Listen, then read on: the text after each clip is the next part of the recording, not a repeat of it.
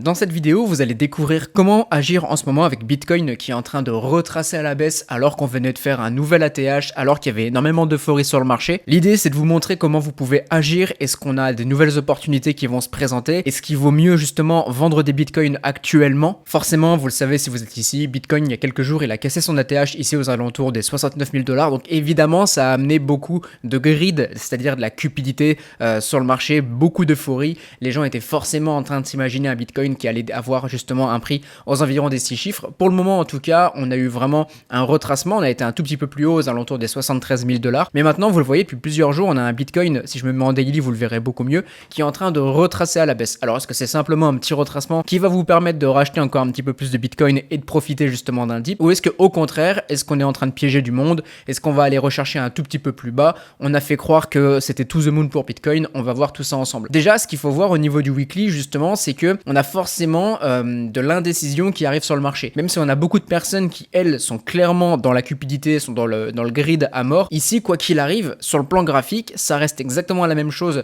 que pour tout le temps, sur le marché, c'est qu'on a une résistance juste ici, aux alentours des 69 000 $. Qu'on le veuille ou non sur le plan fondamental, qu'on ait ou non un biais bullish sur Bitcoin, quoi qu'il arrive ici, on a une résistance, et c'est ce qui fait que le prix, forcément, peut venir consolider ici, et on peut avoir à n'importe quel moment un prix qui dépasse cette résistance et réintègre derrière, et c'est factuellement ce qu'on a eu. Donc ici, comment agir? Si vous, par exemple, vous êtes bullish sur Bitcoin, vous vous dites, moi je crois carrément à un Bitcoin qui va aller beaucoup plus haut, et là, dans les prochains jours, tout ce que vous devez surveiller pour confirmer justement votre biais, c'est un Bitcoin qui actuellement ici est aux alentours des 65 800 $ au moment où je tourne cette vidéo. Vous devez regarder, vous, un Bitcoin qui justement va recasser cette fameuse résistance. Donc si vraiment on est dans le détail, on est aux alentours des 68 900, 70K. Si évidemment vous voulez dézoomer un petit peu, vous pouvez regarder vous plutôt aux alentours des 73K qu'on a juste ici. Mais grosso modo, ce que vous devez avoir justement pour valider votre scénario bullish, c'est un Bitcoin qui repasse au-dessus de ses résistances. On va imaginer que c'est au niveau de cet ATH juste ici, et qui consolide et qui transforme en support. Comme ce que vous avez sur n'importe quel graphique, n'importe quel crypto, ça reste exactement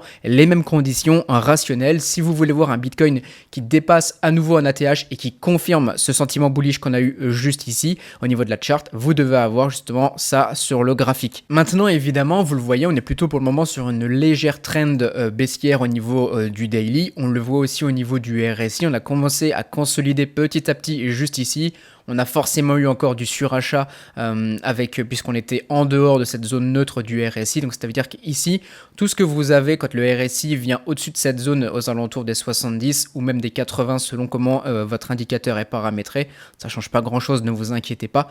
Tout ce que vous avez justement ici, c'est du surachat, c'est-à-dire qu'on est dans l'excès d'une certaine manière. Ça veut pas dire forcément que c'est à ce moment-là que vous devez acheter, vous devez juste savoir qu'à ce moment-là, il y a le marché finalement, il est dans la surenchère d'une certaine manière. Et donc forcément, on a pété un tout petit peu, et là on a vraiment eu cette divergence, le prix continuait de monter. Ici on a eu un RSI qui lui était plutôt dans la descente, vous le voyez, donc forcément on avait une perte au niveau du sentiment, une perte au niveau des acheteurs, pardon, et forcément ça a été confirmé, on a réintégré derrière, et là évidemment on réintègre sous la résistance. Donc pour le moment en daily, on n'a pas des gros signaux bullish qui sont en train de revenir comme ce qu'on avait juste ici. Maintenant, si on se positionne en 4 heures, on voit quoi qu'il arrive que là on commence à consolider. Vous voyez ici, hop, on commence petit à petit à essayer de reformer une structure haussière, donc en W sur le RSI, et pour le moment au niveau du prix on ne l'a pas encore. Ok, on le voit, on est toujours sur la trend de baissière, donc ici on voit qu'on essaye justement de calmer cette trend. Maintenant tout ce qu'on veut, c'est justement voir une structure haussière sur le prix, donc c'est-à-dire plutôt en W comme ça, et qui remonte et ainsi de suite, et là on aura des plus gros signaux. Donc pour le moment encore un tout petit peu de patience au niveau du 4 heures. Vous pouvez aussi vous aider des moyennes mobiles. On a cette moyenne mobile 200 qui est juste ici, la rouge. Ça c'est des moyennes mobiles qui sont entre 10 et 20, 30 grosso modo. Tout ce qui est entre 10 et 20, tout ce qui est entre 10 et 30 pardon, au niveau des moyennes mobiles peut vous aider justement à définir une tendance. Donc là justement, ce que vous devez regarder, si votre but c'est de fonctionner avec les moyennes mobiles plutôt qu'un RSI, c'est d'avoir un prix qui n'échoue pas, comme comme on a ici, l'appareil il a échoué, l'appareil il a échoué. L'idée c'est d'avoir un prix justement qui va avoir tendance, avec des moyennes mobiles qui vont avoir tendance à s'aplatir, et un prix qui repasse au-dessus. Et ici l'idée ça sera d'avoir exactement le même mécanisme qu'avec le support dont je vous ai parlé juste avant en début de vidéo. Maintenant peut-être que vous partez du principe que c'est un simple retracement et que vous voulez en profiter pour racheter du Bitcoin, puisque d'après vous ça va encore monter derrière. À ce moment-là, simplement avec un Fibonacci, sans utiliser le RSI et sans utiliser les moyennes mobiles, vous pouvez simplement avec cet indicateur prendre ce dernier mouvement haussier qu'on a eu ici en prenant cette bougie du 23 janvier, vous le mettez sur tout le mouvement haussier et vous attendez d'avoir un prix qui va venir par exemple consolider ici aux alentours des 0,382, donc c'est-à-dire aux alentours grosso modo des 60 700 $. Si vous avez un prix qui vient à consolider ici, c'est plutôt positif, puisqu'on a un prix qui finalement sera maintenu sur cette zone. Cette zone, je l'explique souvent dans les vidéos, quand on a un prix qui retrace à la baisse, si ça vient taper sur cette zone et que ça consolide, c'est sûrement qu'on est prêt justement à repartir à la hausse. On a eu un mouvement de respiration un petit peu du prix, on temporise un petit peu à la baisse, on range un petit peu et on repart pour de la continuation haussière. Donc c'est un niveau que vous pouvez surveiller si on maintient ici, ça peut être une bonne zone d'achat. Le 0,5 est très connu aussi pour être une bonne zone d'achat aux alentours des 56 500 $ et vraiment le top du top, mais là ça serait vraiment une super opportunité évidemment, ça serait d'avoir à nouveau un Bitcoin entre les 0,618 et les 0,786, c'est-à-dire entre les 52 000 et ici les 46 000 $. En plus ça tomberait pile poil sur ce support qu'on a juste ici, je vais le dézoomer, vous le voyez, c'est cette zone qu'on a juste ici aux alentours des 48 aussi, ça tomberait pile poil dessus, là ici vous avez une excellente opportunité si jamais on avait un prix qui revenait par exemple juste ici, ne serait-ce qu'avec une mèche, acheter ici, ça serait vraiment cool pour du très long terme sur Bitcoin.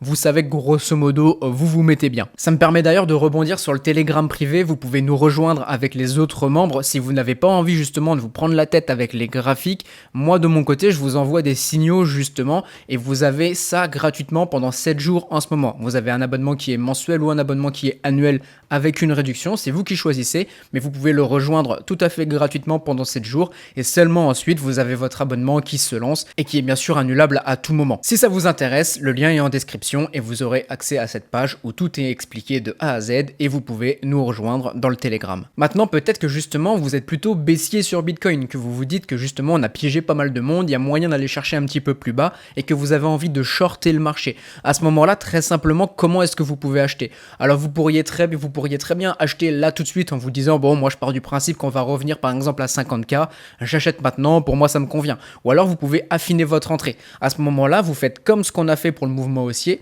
Vous vous mettez sur le mouvement baissier avec un Fibonacci, je vais vous l'agrandir, vous allez beaucoup mieux voir. Vous prenez ce mouvement du daily, et exactement la même chose qu'on fait quand on veut racheter par exemple un dip, je vous explique ça en vous le dessinant ici très simplement. Souvent vous voyez le prix qui fait ça, vous vous dites j'attends un dip, vous revenez près du support, vous achetez juste ici et finalement le prix repart et vous avez acheté justement sur ce petit rebond baissier.